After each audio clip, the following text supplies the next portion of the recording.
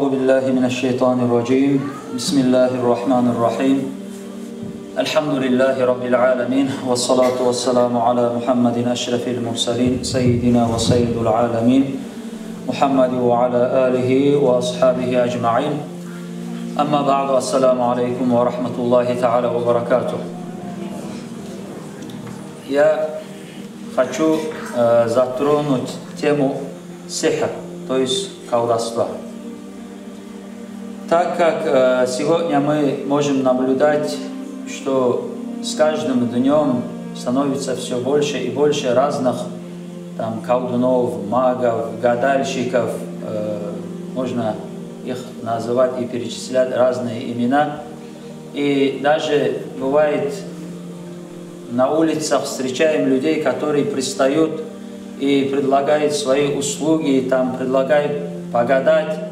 Некоторые, бывает, видим на столбах в городе вешают объявления, листочки, предлагают сделать отвороты или привороты, вернем мужа и так далее.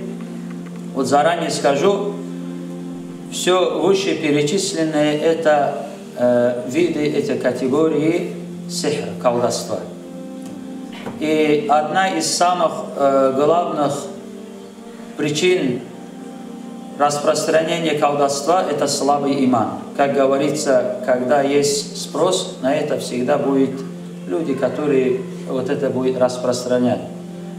И поэтому колдовство, мы должны знать, это один из самых тяжких грехов.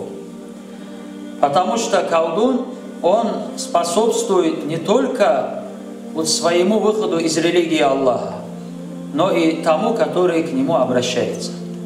Всевышний Аллах в Коране говорит: «Бисмиллахи р-Рахмани р-Рахим, валякинна ш-шаятина кафару юаллимуна ан-наса ас-сихра». Однако шайтаны стали неверными, и они начали обучать людей колдовству. Получается, что эти люди, колдуны, они связаны с дьяволом, проходят даже некоторые обряды неверия, куфра, прежде чем стать колдунами. Вот даже язык не поворачивается говорить, какие вещи они творят, что они делают, чтобы подчинить себя шайтанов, джиннов. И если даже эти люди при гадании они что-то угадывают, это лишь наущение шайтана, который подслушивает веления, приказы Аллаха, которые Всевышний Аллах приказывает ангелам. И эти шайтаны, они доводят до этих колдунов, и в свою очередь эти колдуны добавляют свои фантазии, свои еще ложь и рассказывают тем людям, которые к ним обращаются.